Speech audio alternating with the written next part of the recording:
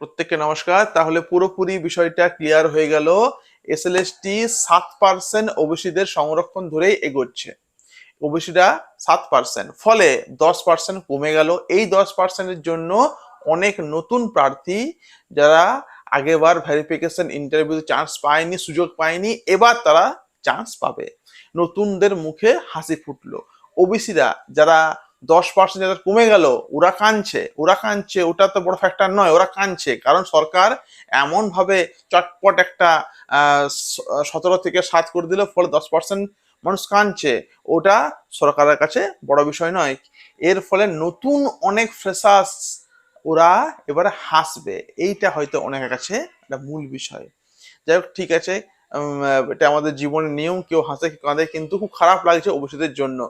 এবার দেখুন, এবারে যারা হয়তো 1 নাম্বারের জন্য ওয়েটিং এ ছিল, যারা 1 নাম্বারের জন্য হয়তো ডাক পায়নি ইন্টারভিউতে বা ভেরিফিকেশনে, এইবারে ওই সমস্ত ক্যান্ডিডেটরা ডাক পাচ্ছে। গতকাল তো নোটিশ দিয়ে জানিয়ে দিয়েছে বোর্ড যে ভাই 7%-এর জন্য 7% তারা এগোচ্ছে, এবং এডিট অপশনও দিয়ে দিয়েছে।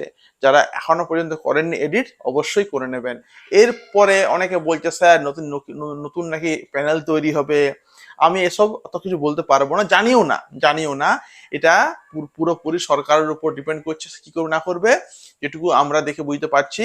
তবে হ্যাঁ, এর ফলে বহু নতুন ফ্রেশার্স কিন্তু আবার প্রথম থেকে ভেরিফিকেশন এবং ইন্টারভিউতে ডাক পেতে পারে। ভেরিফিকেশন যাওয়া মানে কিন্তু চাকরি কিন্তু নয়, ভেরিফিকেশন যাওয়া মানে ইন্টারভিউ যাওয়া কিন্তু নয়। ভেরিফিকেশন থেকেও বাদ পড়ে মানুষ পিছনে চলে আসে, ভেরিফিকেশন ডাক পড়তে পারে, তারপর ইন্টারভিউতে আর কি যেতেও পারে।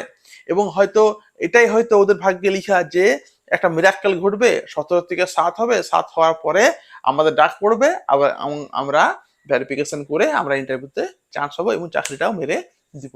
এটা আমাদের জীবনের একটা কি বলবো যে মানে এটা মিরাক্কেল আর কি। মানে কেউ ভাবতেও পারেনি যে কিছু মানুষ আবার ডাক পাবে। হ্যাঁ, এবং এই ধরেই 11, 12, 9, 10 গ্রুপ সি গ্রুপ ডি, মানে আরো একটা 10% যে কমে গেল ওবিসিদের, এই 10% ধরে কিন্তু বহু ছেলে মেয়ে নতুন ফ্রেশার্স তারা কিন্তু আগামী যেসব ইন্টারভিউ গুলো হবে সেখানে কিন্তু ডাক পাবে। মোটামুটি কথাবার্তা হয়েছিল যে 15 আগস্টের মধ্যে বার হতে পারে গ্রুপ সি গ্রুপ ডি, কিন্তু এই সরকারের বারবার বলছি ভরসা নেই। আমাদের পশ্চিমবঙ্গে কোনো কিছু ভরসা নেই। পশ্চিমবঙ্গে চাকরি পাওয়ার পরেও চাকরি চলে যায়, আর পশ্চিমবঙ্গে যাদের যাদের কিছুই নেই তারাও ডাক পেয়ে যায়, যারা জমাদের সাদা খাতা তারাও চাকরি বাকরি পেয়ে যায়। ফলে কেউ উদাস হবেন না, যে সবাই কাজ করে যান। যারা নতুন এসছেন লাইক অবশ্য দেবেন, ভালো লাগলে লাইক করতে পারেন, চ্যানেলটাকে সাবস্ক্রাইব করতে পারেন। প্রত্যেকের রইলাম শুভেচ্ছা, ধন্যবাদ।